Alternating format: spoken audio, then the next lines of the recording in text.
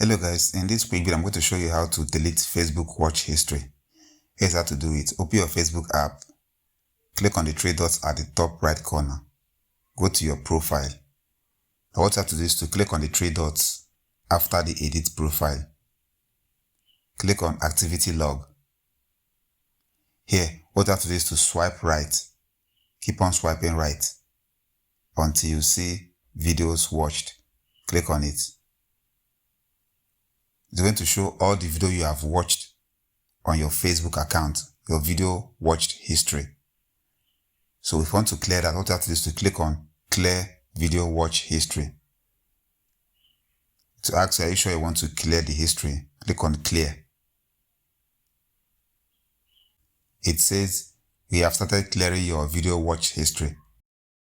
Just refresh the page and all of them will be gone. So that's how you clear your video watch history on Facebook. That's all for this video. See you guys in the next one.